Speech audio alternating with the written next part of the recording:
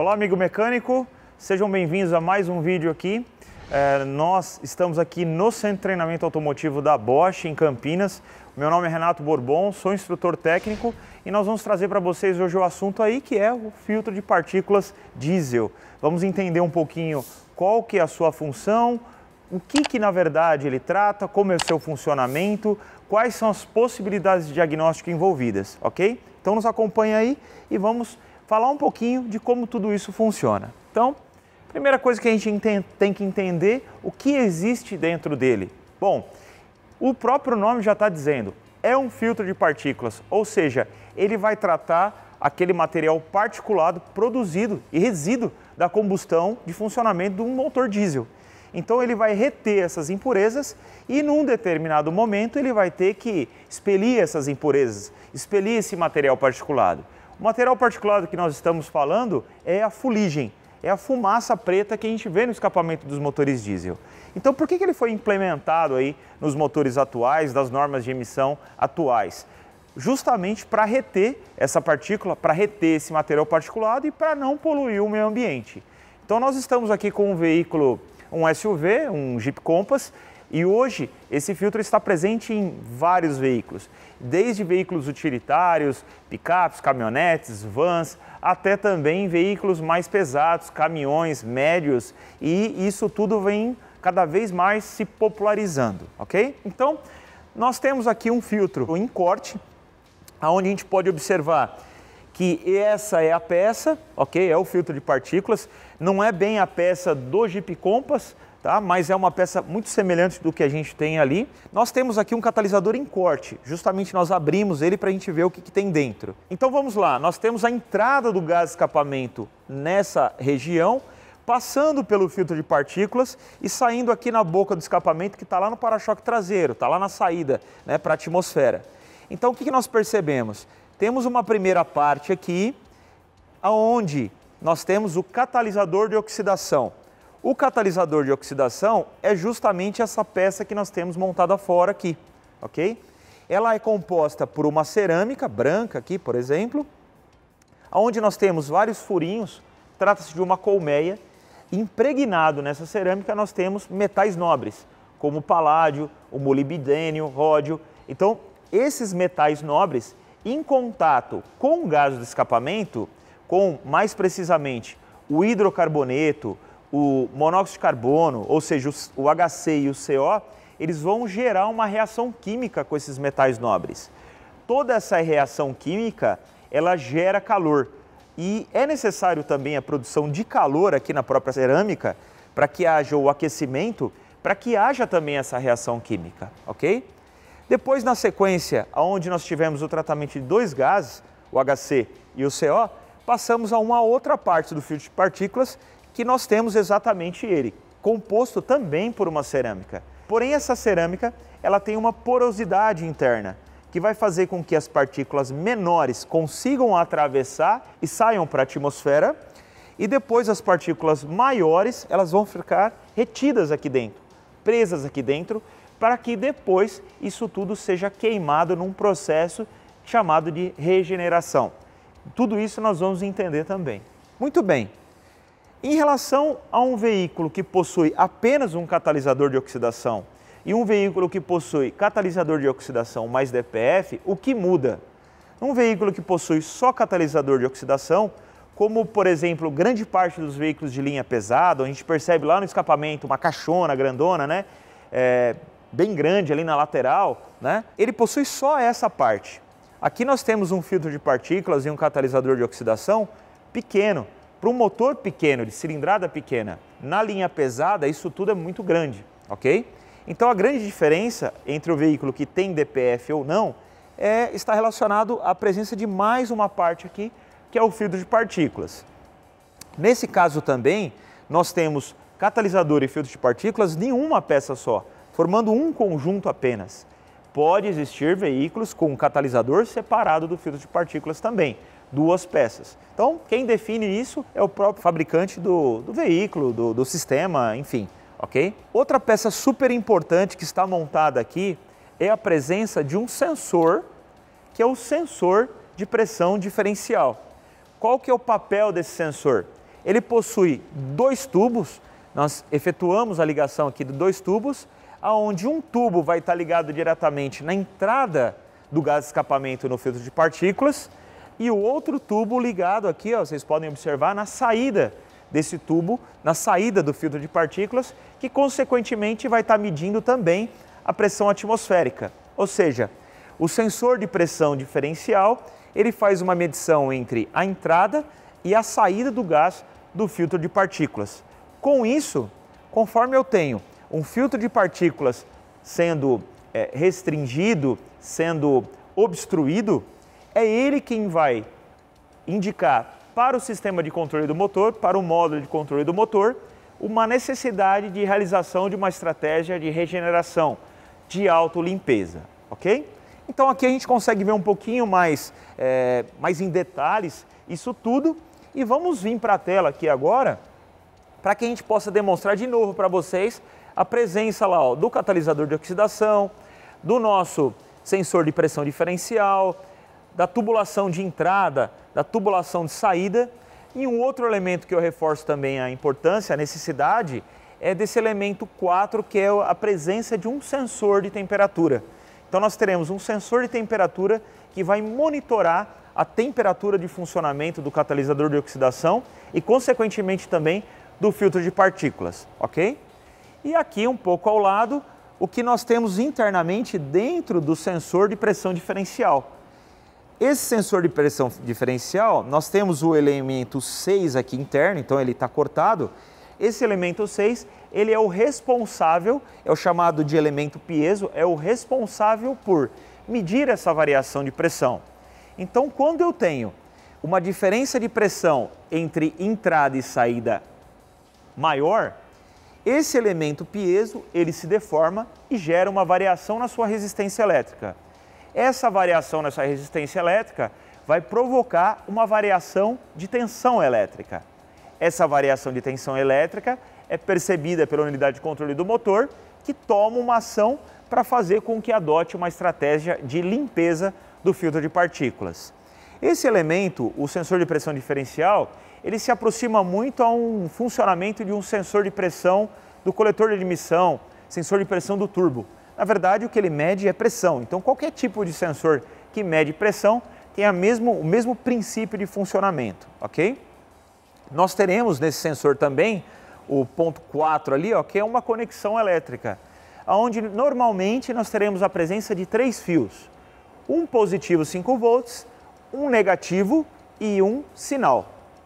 Importante também a gente destacar que essa variação dessa tensão elétrica é proporcional à tensão. Então, quanto maior a pressão interna no filtro de partículas, maior será a tensão emitida por esse sensor, ok?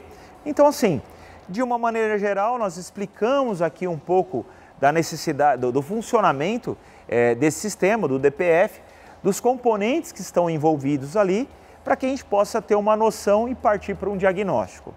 Só reforçando mais um ponto aí, a questão do sensor de temperatura, como ele está presente no gás de escapamento, ele não é um sensor do tipo NTC, ou seja, coeficiente de temperatura negativo.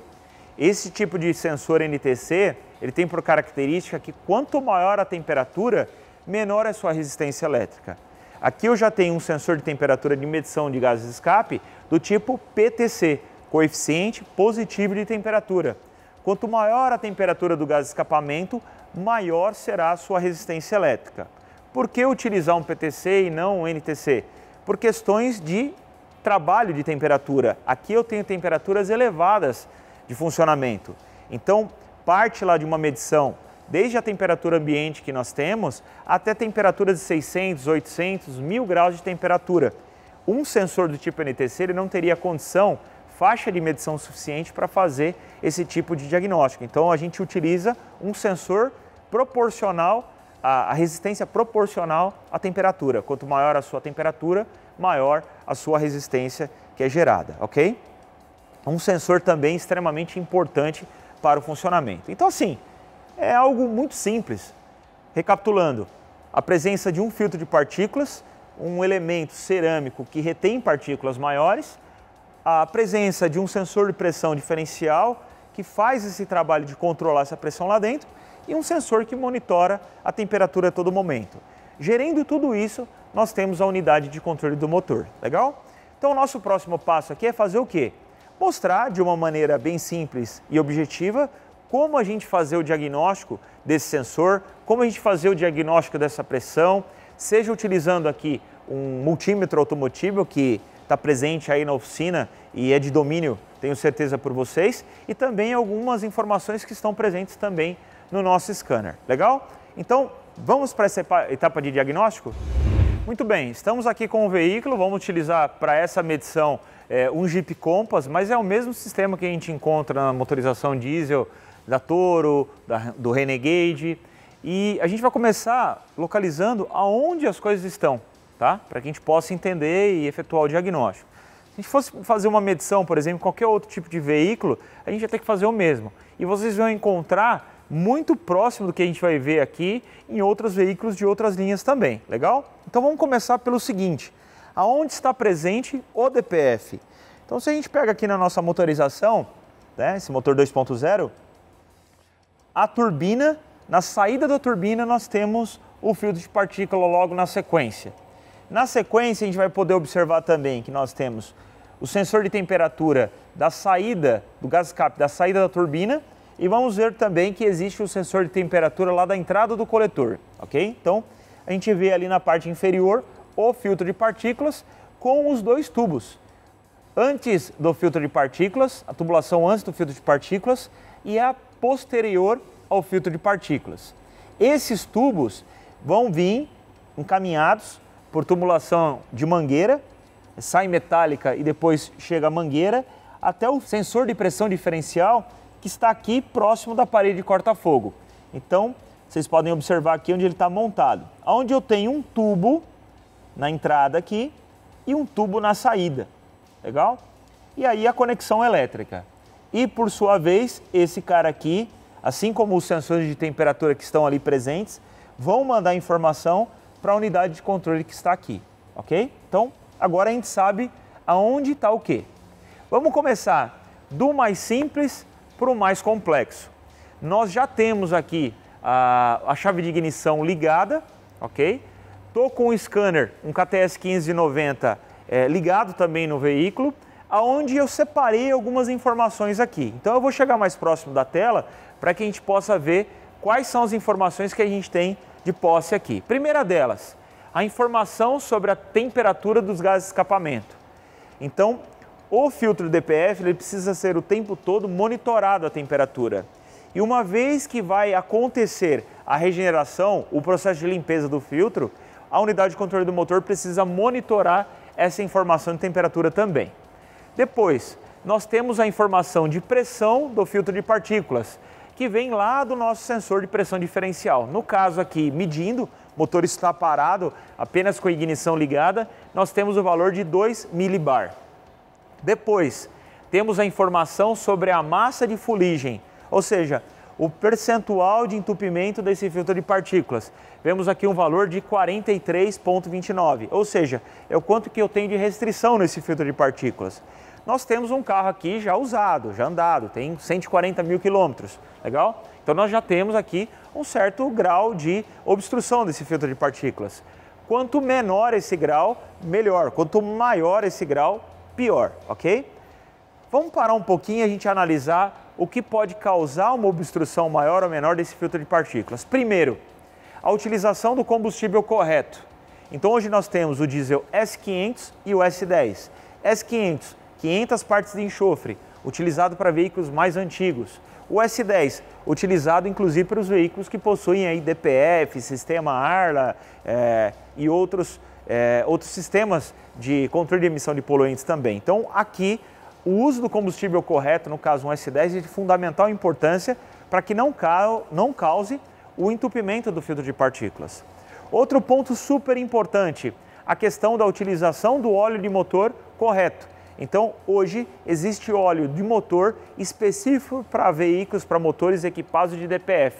Então, a correta aplicação do óleo vai contribuir para que você não tenha resíduos desse óleo indo para o escapamento e, consequentemente, gerando um entupimento também do filtro de partículas. Então, muita atenção nisso, porque o óleo de motor para esse tipo de veículo, ele é diferente de um motor que não tenha DPF. Muita gente não sabe disso, sai aplicando óleo por viscosidade, por classificação API também, que é de desempenho do óleo, e pouco se importa com a questão do óleo ser específico para DPF. Então, procure utilizar sempre o óleo lubrificante de motor especificado pela montadora, porque se você aplica o óleo errado, ele vai certamente contribuir aqui para o entupimento do filtro. Outro terceiro ponto super importante, a utilização do veículo durante um trajeto mais longo. Então, muitas vezes, o modo de condução do cliente, trajetos muito curtos, onde o motor diesel não consegue atingir a temperatura ideal de funcionamento, vai provocar excesso de fuligem também no filtro de partículas, aumentando esse percentual e fazendo com que haja uma necessidade de regeneração do filtro de partículas. Essa regeneração muitas vezes é indicada lá no painel do veículo. Então, daqui um pouquinho a gente vai falar mais sobre os tipos de regeneração possível, mas quando o veículo entra num processo de regeneração natural, ele vai indicar para o motorista que ele está precisando limpar esse filtro. Então, às vezes, aquela situação que o condutor do veículo usa o carro em trajetos muito curtos, não dá tempo do motor ser colocado numa temperatura mais elevada, não dá tempo desse filtro executar essa limpeza, vai ocasionando um entupimento ao longo do tempo, ok? Esse percentual que nós vemos aqui é um valor adaptativo e é um valor também acumulativo. Conforme o modo de condução do cliente, esse valor pode aumentar ou pode diminuir. Então, isso é uma informação dinâmica. O tempo todo ela está sendo alterada. Só que chega num nível de entupimento, de saturação, que o sensor de pressão diferencial identifica isso e vai atuar para fazer a limpeza, ok? Também temos uma outra informação, que é aqui do filtro de partículas, resistência ao fluxo. No caso ali, está 0 milibar, porque eu tenho um veículo parado, motor parado. E por fim, o status da regeneração do filtro de partículas está inativo, ou seja, é um parâmetro que para eu verificar se o filtro está em um processo de regeneração, se a injeção eletrônica adotou uma estratégia, sim ou não, ok? Esses parâmetros nós estamos lendo com o motor parado e nós vamos passar e fazer o seguinte agora. Vamos dar partida nesse motor, analisar esses parâmetros agora com o motor em funcionamento. Então eu vou pedir para uma pessoa que está lá dentro do veículo que, por favor, dê partida no veículo, dê partida no motor. E vamos acompanhar o que vai acontecer com esses parâmetros. À medida que o motor passa a aquecer, nós vamos observar um aumento dessa temperatura natural. Nós vamos observar também que houve uma pequena alteração da pressão e uma pequena alteração também da saturação. Então, à medida que esse motor ele vai ganhando em temperatura, esses valores podem variar também, ok? Na situação de marcha lenta, se eu tenho um filtro de partículas obstruído, o que a gente iria ver? Nós iríamos ver um valor de pressão aqui, ó, de resistência ao fluxo mais elevado. A própria pressão diferencial também mais elevada. Então vamos olhar esse valor aqui, ó, 5 milibar. Estamos falando em 0,005 bar. Valores em milibar, pressões muito baixas.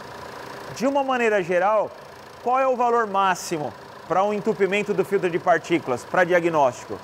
A partir do momento que a gente tem valores acima de 50 milibar, eu já tenho uma restrição acontecendo nesse filtro de partículas. No meu caso aqui, nós temos 5 milibar, então é quase nada. Esse é o valor que ele está capturando lá do sensor de pressão diferencial. Nós estamos com o motor em marcha lenta. Eu vou pedir a gentileza que o meu auxiliar ali acelere a fundo e vamos observar o que acontece com esse valor aqui agora. Então, por favor, de novo. Vamos segurar uma rotação mais elevada, um pouquinho mais de tempo. Pá, vamos lá.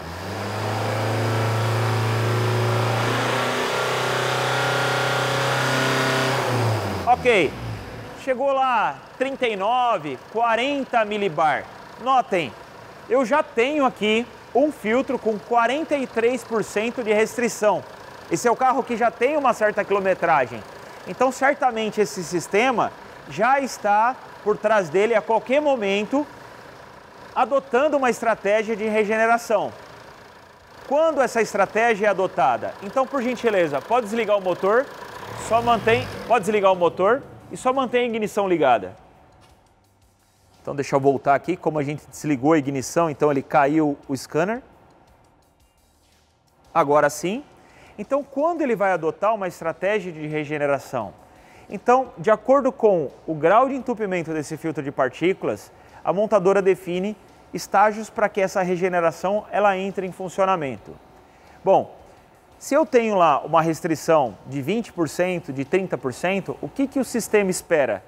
Quando esse motor for colocado numa rotação estável, por exemplo, numa situação de uma rodovia, onde o cliente está trafegando com esse carro, rotação estável, motor a uma temperatura já normal de funcionamento, 90 graus, 95 graus, ele automaticamente vai adotar a estratégia de regeneração. Então esse status aqui que está como inativo, ele passa a estar ativo. Na visão do cliente, ele nem percebe nada, porque o sistema está fazendo com que automaticamente haja regeneração. Para que aconteça a regeneração, o que ele vai fazer? Ele vai adotar a estratégia de ter uma pós-injeção. Então vamos lá. Vamos voltar aqui à nossa parte teórica e vamos entender um pouquinho disso aqui. Então, para que haja um aquecimento do filtro de partículas, para que haja a queima desse material particulado que está lá, ele vai adotar uma chamada de pós-injeção que é representada por esse número 5 aqui, ó, ok? Então, a primeira fase, como ele vai queimar essa partícula? Justamente aquecendo o filtro de partícula. A temperaturas de 400 a 500, 600 graus, ele vai atingir. Essa é uma temperatura onde nós teremos essa fuligem sendo queimada. Todo mundo acredita que faça churrasco na sua casa, não faz? E eu coloco lá 5 kg de carvão na churrasqueira, e para onde vai esse carvão? Para onde vai esse material sólido? Vai para a atmosfera. O que provoca, né, essa transformação desse material sólido em partículas menores? O calor, a temperatura. Então também a temperatura dentro do filtro de partículas vai quebrar essas moléculas que estão presas ali, vai transformar em partículas menores e com isso ser liberado isso na atmosfera. Então, para que haja a limpeza do filtro de partículas, ela é limpa por temperatura, pelo aquecimento do filtro de partículas. E como ele faz para aquecer? Ele injeta sim diesel dentro do catalisador, dentro do filtro de partículas. Vai fazer com que essa temperatura eleve. Então nós temos aqui uma chamada de primeira fase. Temos depois uma segunda fase. Então aqui só para a gente ter uma ideia, a temperatura do catalisador passando lá de 150 graus, por exemplo, e chegando a temperaturas de 300, 350 graus. Segunda fase, então ele vai aumentar ainda a duração dessa pós-injeção, para que a temperatura lá no catalisador ou no filtro de partículas aumente ainda mais. Feito isso, ele atinge uma temperatura lá entre 300, 400 até 500 graus, fazendo com que haja o aquecimento do catalisador de oxidação e também, consequentemente, do filtro de partículas. E o processo de regeneração, ele acontece, ele ocorre, ok? Então, para que a gente entenda tudo isso, essa regeneração, é importante a gente entender também um pouco da parte conceitual, legal? Então, se eu estou andando com o veículo e esse status de regeneração passa ao status ativo, significa que o veículo está regenerando. Ou seja, ele está fazendo isso aí de forma natural, o cliente não percebe. Quando a gente fala de regeneração, existem dois tipos, que é a natural, que também é conhecida como regeneração passiva, e a ativa. A natural, ela acontece sempre durante a fase de funcionamento, durante a vida do motor do veículo. A ativa é aquela que eu faço via scanner. Então nós temos uma função específica no scanner, ou alguns veículos hoje possuem até um botão onde ao apertar esse botão eu coloco o veículo numa situação de regeneração forçada, ativa. Quando ela deve ser utilizada? Ela deve ser utilizada apenas durante as atividades de oficina. Quando essa saturação do filtro de partículas, ela já passa lá dos seus 60%, 70%. Ou seja, quando chega nesse nível, o veículo não consegue mais fazer a regeneração natural, a regeneração passiva. Então, ele acende lá uma luz do filtro de partículas no painel, então existe uma luz de diagnóstico do sistema de injeção e uma luz de diagnóstico do filtro de partículas. Ela acende uma luzinha amarela lá específica para essa função e faz com que o dono do veículo tenha que levar esse carro até a oficina para adotar uma regeneração forçada. A regeneração forçada, ela já é algo que vai tentar reverter uma situação que eletronicamente o sistema não conseguiu fazer, ok? Então é uma situação de tentar salvar aquele filtro de partículas. É uma situação que pode ser até prejudicial para o filtro de partículas. Então, se tudo aquilo que a gente falou, se o cliente usa um combustível de má qualidade, se o cliente coloca um óleo que não é especificado, se o cliente ele não coloca esse carro numa condição normal de funcionamento, esse filtro de partículas ele vai antecipar a necessidade de uma regeneração forçada. E muita gente se pergunta, pô, mas peguei carros aqui na minha oficina com 20, 30, 40, 60 mil quilômetros e eu tive que trocar esse filtro, tirar esse filtro de partículas, submeter ele a uma limpeza externa, utilizar um produto para limpar esse filtro. Por quê, né, aconteceu isso? Justamente por tudo isso que a gente falou. Muitas vezes a condição que está sendo submetida a esse veículo, óleo lubrificante, o combustível errado vai provocar uma antecipação e vai danificar o filtro de partículas. O filtro de partículas, de uma maneira geral, ele dura a vida útil do motor, seus 200, 300 mil quilômetros. Então isso aí, ele, se utilizado corretamente, ele dura a vida útil do veículo, perfeito? Então a gente tem que ter muita atenção nisso, porque às vezes o cliente chega com o carro para nós lá, efetuamos a substituição do filtro de partículas, mas se não mudar por parte dele os hábitos, ele vai voltar a entupir. Legal? Muito bem. Vimos alguns parâmetros, vimos algumas condições com o scanner. Próxima etapa. Como a gente faz um diagnóstico do sensor de pressão diferencial? Então, é isso que a gente vai fazer agora com o multímetro. Muito bem, então já conhecemos onde que estão as coisas, vamos direto para a medição. Então a gente vai aqui fazer a medição do sinal que é gerado pelo sensor de pressão diferencial. Então vamos imaginar que você suspeita que ele não está mandando a informação correta para o sistema e possa não estar fazendo a regeneração. Então como saber se ele está funcionando corretamente? Então a gente vai usar um multímetro aqui na função de tensão de volts. Vou acender a luz dele aqui justamente para ficar mais fácil de vocês identificarem e poderem observar os valores. Vou colocar a ponta de prova negativa à massa e a positiva aqui a gente vai usar para fazer a medição. Então a gente vai observar aqui, ó, que existe a conexão elétrica e vamos pegar pino a pino. São 3 fios, positivo, negativo e sinal. Então eu vou vir aqui, ó, e vou pegar no primeiro pino que nós temos aqui. Primeiro pino, chave de ignição está ligada.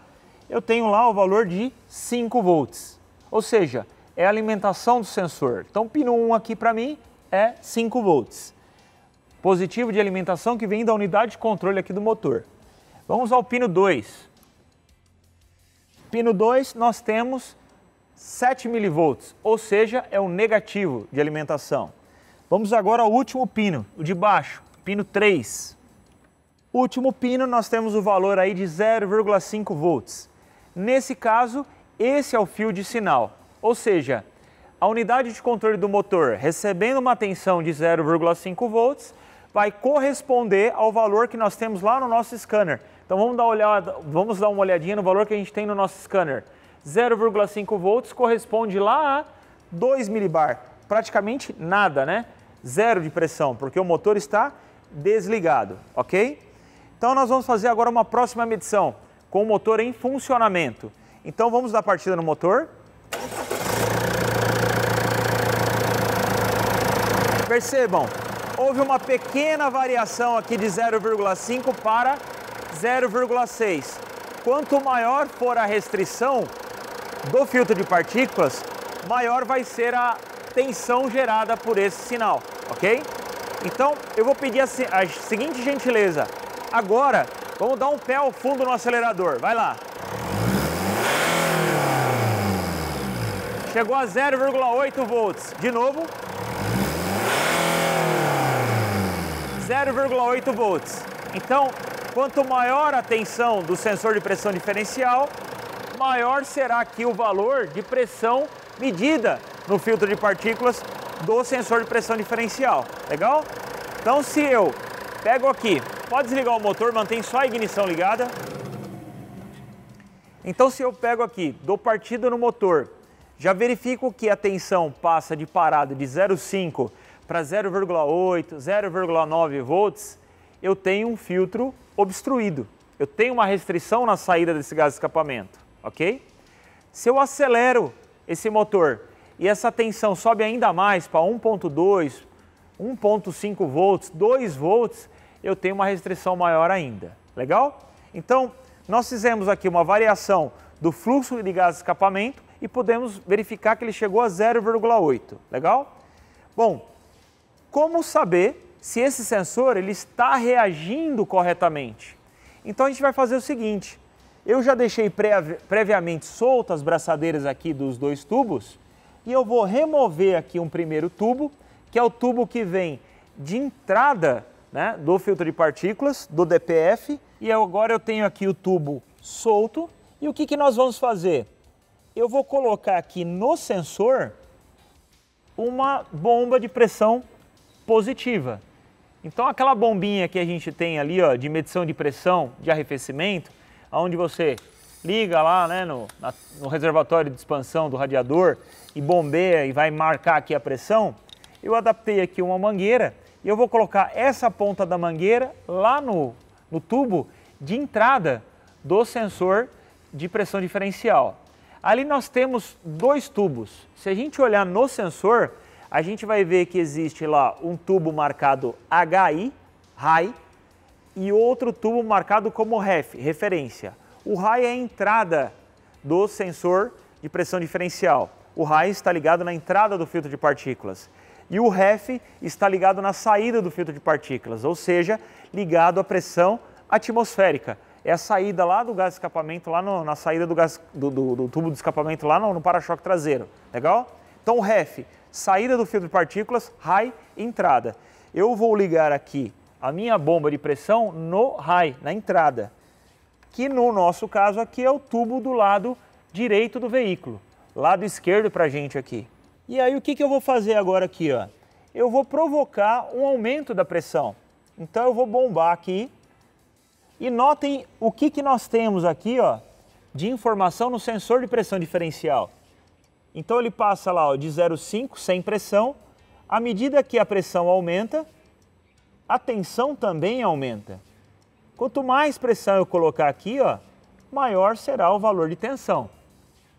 Então eu posso recorrer a uma tabela, uma especificação da montadora que ela diz assim, ó, para uma pressão de 200 milibar, a gente tem uma tensão, por exemplo, de 3 volts, 2 volts. A gente pode estabelecer uma relação. No nosso caso aqui, 0 bar de pressão, 0,5 volts. Vamos ver a que pressão eu coloco aqui, ó. Vou colocar aqui em torno de 250 milibar. Só apoiar corretamente aqui. Então vou colocar 250 milibar, 1,7 volts. Vou colocar aqui, ó, meio bar, 2,8 volts. E se eu continuo, 0,8 bar, 0,7 bar, 3,2 volts. Então, quanto maior a pressão, maior a tensão por ele emitida. Lembrando que a faixa de medição dele é de meio até aproximadamente 4,5 volts. Legal? Ou seja, o sensor está reagindo a uma pressão que eu estou colocando nele. Cuidado não colocar muita pressão, 1 bar e meio, não é para ligar ar comprimido aqui, ok? É uma bombinha de pressão manual, é bem baixa essa pressão, ok? Então, colocamos pressão, variou, tensão. Se a gente observar no scanner, olha, eu vou colocar pressão lá de novo, vejam que varia aqui o valor de pressão que nós temos ali, ó. Então vamos lá. Vou colocar aqui, ó, em torno de 250, 300 milibar. Quanto que a gente tem lá, ó? 335 milibar. Vou colocar em torno aqui de 0,5 bar. Também bateu lá, ó, com 500 milibar, 0,5 bar. Ou seja, o que eu estou colocando de pressão aqui está correspondendo exatamente igual ao que a gente tem no nosso scanner. Isso me possibilita definir que eu tenho um sensor calibrado. As duas coisas estão recebendo a informação correta. Faço uma medição aqui de pressão e verifico que realmente o que eu tenho de pressão sendo colocado aqui é igual ao que eu tenho lá. Perfeito? Então essa aqui o que é? É uma medição que nós estamos fazendo, colocando pressão no sensor de pressão diferencial e vendo qual que é a relação, qual que é a reação dele ali no nosso scanner, ok? Outro teste que a gente pode fazer agora é medir a pressão que eu tenho sendo gerada dentro do filtro de partículas. Então, com a mesma bomba que nós temos aqui, ó, com o mesmo manômetro que nós temos aqui, eu vou tirar ela do sensor de pressão diferencial e eu vou ligar essa bomba no tubo que eu desliguei aqui, ó. Eu vou ligar nesse tubo que eu desliguei aqui. Então, vou ligar essa peça aqui, ó.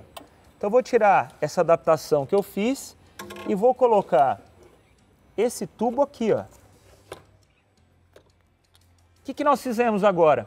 Eu estou medindo a pressão que está entrando no DPF. Aonde essa pressão vai ser lida? Aqui no nosso manômetro. Então, se eu tenho uma restrição no nosso filtro de partículas, na medida que eu funcionar o motor e acelerar, nós vamos ver esse ponteiro subindo. Cuidado, né? Aqui nós temos uma escala de 50 em 50 milibar, baixinha. Então não espera que esse ponteiro vai subir muito. Ele vai dar uma leve deslocada, é muito pouco, ok? Se a gente tem uma restrição muito elevada no filtro de partículas, esse ponteiro vai subir mais. E isso para a gente é ruim. Isso identifica que eu tenho um problema no filtro, legal? Então, primeiro teste, vamos fazer em marcha lenta. Por favor, partida no motor. Em marcha lenta, se eu tenho uma restrição, a pressão vai subir. Não subiu. Vou pedir para que acelere o motor ao fundo. Vamos lá. Vamos acelerar. Mais. De novo, pé ao fundo.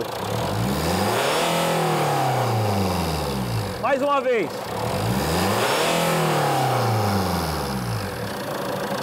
Pode desligar o motor e manter pode manter a chave ligada. Então, o que vocês observaram? Um leve deslocamento aqui do ponteiro. Isso é normal, porque imagina, eu coloquei o motor na sua rotação máxima praticamente. Uma grande quantidade de gás de escapamento passou pelo filtro. Ele vai gerar uma pequena subida de pressão. De novo, qual o valor máximo esperado aqui na situação de marcha lenta, de aceleração? 50 milibar. Então é um tracinho de nada ali, ok? Já falamos sobre isso aí um pouco mais anteriormente aí. Então o que eu testei? Testei o sensor de pressão diferencial, ele respondeu, coloquei uma determinada pressão, vi um valor de tensão sendo gerado e esse valor de pressão correspondeu ao que a gente tinha no scanner. Depois eu medi a pressão, a restrição desse filtro de partículas, também não tem uma restrição tão alta, a gente viu o ponteiro se movimentar muito levemente ali, legal? Então esses são alguns testes práticos que a gente fez, utilizando uma bomba de pressão manual e também o próprio multímetro medindo tensão do sensor de pressão diferencial aí, legal? Próxima etapa, a gente falou que aqui no scanner ele vai marcar para nós o status, se a regeneração está acontecendo, se ela está aqui, ó, ativa ou inativa. Então, o que nós vamos fazer agora? Nós vamos mostrar para vocês uma condição de funcionamento onde a gente vai provocar a regeneração natural desse sistema. Como a gente vai provocar isso? Colocando pressão, eu vou forçar com a minha bombinha manual, pressão no meu sensor de pressão diferencial.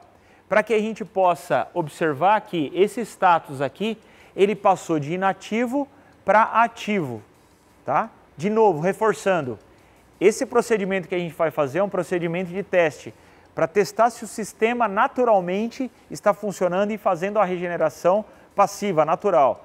Esse procedimento não é a regeneração forçada, não é via scanner eu colocando uma condição de forçar a regeneração dele, ok? Tranquilo? Então vamos preparar aqui e a gente já volta para fazer esse teste. Bem, agora nós entramos com um outro equipamento para fazer esse teste, um equipamento que é um osciloscópio automotivo que vai nos possibilitar medir a corrente elétrica de acionamento de um dos injetores. Como nós falamos lá, que aqui nós temos uma pós-injeção, então a gente vai estar monitorando também o momento de entrada dessa pós-injeção. Para que isso aconteça, então eu vou utilizar aqui um equipamento que é o FSA 500, um equipamento da Bosch, onde eu vou utilizar um recurso que é uma pinça de 30 amperes. Essa pinça eu vou ligar em um dos injetores aqui. No caso, estou ligando no injetor de número 2. Vou pegar um dos fios aqui e eu vou monitorar a corrente elétrica desse injetor. Legal. A ignição já está ligada. Nós temos aqui os parâmetros do nosso scanner sendo medidos. Vou pedir a gentileza que dê partida no veículo. Ok. E vamos observar aqui a informação de status do filtro de partícula, está inativo, e a pressão. E eu vou vir aqui agora e vou colocar pressão no filtro de partículas. Tá? Eu vou colocar pressão, na verdade, no sensor de pressão diferencial. Vou fazer aquela simulação. Vou colocar pressão aqui, ó. Observem lá no nosso scanner o valor de pressão subindo, olha lá, ó. De novo, vou colocar 200, 300 milibar aqui. Subiu. Legal? Bom, eu estou agora monitorando também a corrente do injetor.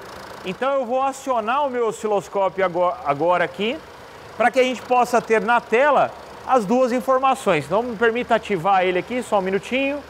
Ok, vamos esperar a comunicação. A gente vai fazer o quê? Monitorar a corrente. Poderia monitorar a tensão também? Como eu quero só demonstrar para vocês a questão do acionamento do injetor, então só corrente me basta. Vamos lá de novo. Vamos inativar aqui o canal de número 2. Vou trabalhar um pouquinho aqui da minha amplitude do sinal. Ok. Vamos reduzir esse tempo. 10 milissegundos, está aí. Trazer um pouquinho ele mais para o centro. Está aí a nossa corrente. Então o que a gente vê na tela? Duas pré-injeções, isso é muito comum no sistema comum-rail, ter duas pré-injeções, e aqui a mais larguinha aqui é a injeção principal de combustível. Então eu tenho nesse momento 3 injeções acontecendo no cilindro de número 2 do motor. Isso é um ciclo de injeção. Quando eu começar a provocar aqui pressão, ele vai alterar o status aqui para ativo, e nós vamos passar a ver o quê? Um aumento de temperatura acontecendo. E, nesse momento, a quarta injeção acontecendo, que é a pós-injeção. Para o condutor do veículo, lá no painel, vai aparecer uma mensagem para ele.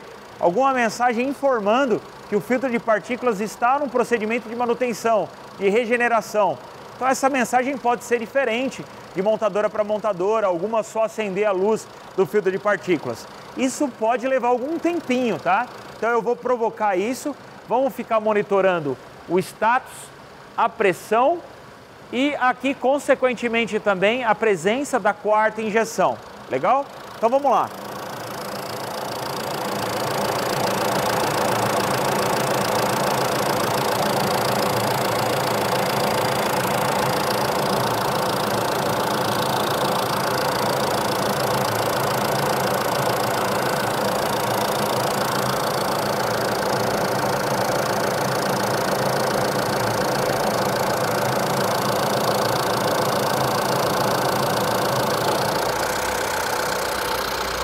Muito bem, o que passou a acontecer nesse momento?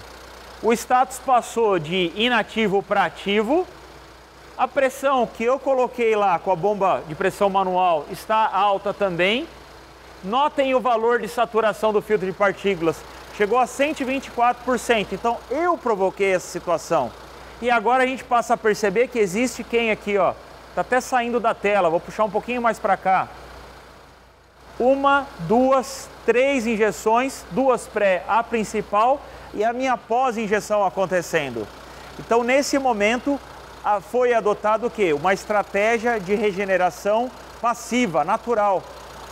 O cliente pode perceber que uma luz acende no painel, uma mensagem aparece no painel e o carro continua andando e continua funcionando normalmente.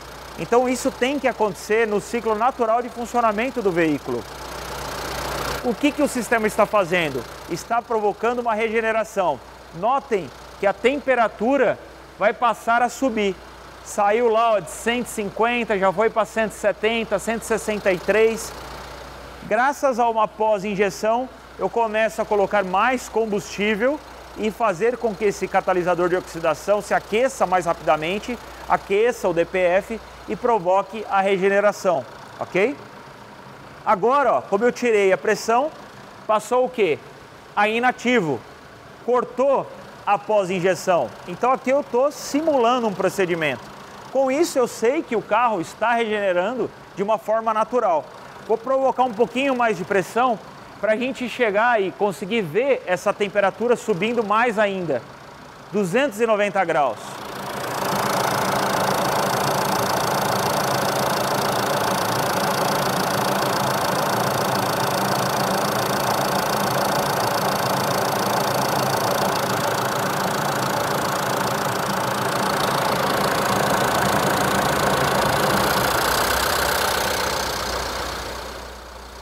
Muito bem, voltou a quarta injeção. Percebam que a temperatura vai começar a subir de novo, ou seja, de novo o processo vai ser adotado e o status aqui da regeneração está como ativo. Bom, quando eu tenho um veículo em regeneração, quais são as características de funcionamento dele que serão alteradas? Primeiro, percebemos o acionamento do ventilador do motor numa segunda velocidade. Percebemos também um aquecimento do sistema de escapamento, isso é natural. Percebemos também um odor mais forte do gás de escapamento. Então tem muito mecânico, muito cliente que fala o seguinte: não, o carro está ardendo até o olho, o gás de escapamento. Por quê? Porque ele está num processo de regeneração. Note que a temperatura é mais alta e ele vai começar a queimar essa fuligem. Então isso é natural também. O cliente ele pode chegar para você e falar: olha, o meu carro ele passou a consumir mais combustível num trecho da minha viagem. Antes ele, sei lá, ele fazia 15 e agora ele fez 12. Por quê? Durante aquela viagem que ele fez, durante aquele trecho, o sistema, o veículo aproveitou para fazer a regeneração. E com isso ele injeta mais combustível, tem mais consumo de combustível também. Legal? Então, de novo, ó, ele voltou a cortar a injeção. Pode desligar a ignição, por favor. Só mantenha a chave de ignição ligada. Então, o que a gente simulou aqui? Uma situação que esse veículo ele entrou num modo de regeneração natural, de regeneração passiva, onde eu provoquei uma pressão. Legal? Então, isso foi uma condição que a gente provocou de teste, para ver se o sistema está reagindo de uma maneira normal. Legal? Bom, vamos mostrar só para título de informação, dentro aqui do meu scanner, nós podemos ter a função de regeneração ativa com o veículo imobilizado. Então aqui sim é aquela condição que nós comentamos, onde o filtro de partículas chega num nível de saturação tão alto que o veículo não consegue por si só entrar numa regeneração. Então eu sou obrigado a, com o scanner, provocar isso tudo. Então, quais são os cuidados que a gente tem que tomar quando chega num momento desse aqui? Então, existe uma série de informações que é dado aqui no scanner, dizendo que é uma situação de risco, que o motor vai ser colocado numa carga, numa rotação mais elevada, que é necessário você ter combustível no tanque suficiente, não deixar o carro por uma região, por exemplo, onde seja um piso de madeira ou um piso onde você tenha grama, porque o catalisador, o DPF, vai aquecer. Então uma série de informações são colocadas aqui também, que o motor vai ser aquecido. Existem montadoras que pedem inclusive para que seja trocado o óleo de motor e filtro antes do início da regeneração. E depois que é feita essa regeneração, trocado novamente o óleo e filtro, porque o motor vai ser colocado numa condição de temperatura excessiva, de carga excessiva também, ok? Então é algo assim, que se eu tenho um motor já numa condição de mau funcionamento, um motor com baixa compressão, um motor com problema no circuito de arrefecimento, circuito de lubrificação do motor, pode acontecer até de fundir o motor. Então isso precisa ficar muito bem claro para o seu cliente. Existem oficinas que nem fazem esse tipo de regeneração. Por quê? De novo, se chega num nível desse, o veículo vai tentar salvar esse filtro de partículas. Pode ser que, mesmo fazendo uma regeneração forçada, ele não volte a funcionar corretamente e tenha de ser necessária a sua substituição, ok? Então é uma condição, um recurso colocado pela própria montadora para tentar reverter uma situação que naturalmente ele não conseguiu regenerar ou limpar esse filtro. Essa mesma função que existe hoje em scanner pode estar apresentada para em alguns tipos, modelos de veículos, com um botão no painel. E lá no manual do proprietário é colocado também a condição para você executar essa regeneração forçada através do acionamento do botão. Legal? Então ele te dá aqui algumas informações. Se a gente dá sequência, ó, ele fala aí para você, ó, para evitar consequências danosas, executar a função de regeneração do filtro de partículas apenas uma vez. Se você for ter que fazer de novo, ele pede para você andar no mínimo por 50 km com esse carro, justamente para o motor resfriar, para eu ter tirar mais fuligem desse filtro de partículas, ter uma condição normal de funcionamento e aí sim depois eu repito a operação, ok? E por fim, quais são as condições que eu tenho que ter do veículo para realizar a tarefa? Então o óleo do motor entre o mínimo e o máximo, nível de combustível adequado, veículo parado, freio de estacionamento acionado, motor em marcha lenta, temperatura do motor também acima de 70 graus e, por fim, a gente ligar os consumidores elétricos. Então eu ligo o ar-condicionado, desembaçador, farol. Para quê? Para eu gerar uma carga maior em cima do motor, para que o motor aqueça mais rapidamente, ok? E se eu passar dessa etapa aqui, ó, é a etapa que eu dou start com o motor em funcionamento em marcha lenta, ele segue o procedimento. Então esse procedimento pode durar desde minutos até 1 hora. Então é o sistema quem vai definir, vai tentar colocar numa situação de regeneração para que isso aqui, ó, esse percentual de carga, de fuligem, seja reduzido. Eu não posso simplesmente colocar o carro nessa condição e, vou largar o carro aí, vou tomar um café, vou almoçar. Eu tenho que estar monitorando isso, monitorando a temperatura do DPF, monitorando as condições do motor, porque, de novo, o veículo, o motor vai ser colocado numa situação extrema, a temperatura vai aumentar muito para queimar essas partículas. Legal?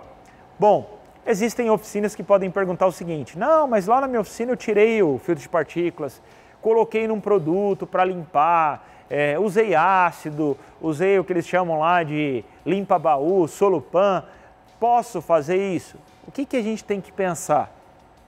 O processo natural de limpeza é esse que a gente viu, por temperatura. Qualquer agente químico que eu uso para tentar limpar essa fuligem que está entupida, esse filtro de partículas, não existe a garantia, tá? Praticamente, que ele vai voltar a ter uma operação normal, gerando uma reação. Lembrem que antes do filtro de partícula nós temos o catalisador de oxidação, possui metais nobres. Então, não existe uma garantia, se eu coloco em um produto que não é apropriado para fazer limpeza do DPF, que esses metais nobres não serão atacados ou mesmo serão extintos ali dessa cerâmica. Então é algo que a gente também tem que tomar muito atenção em que a gente adota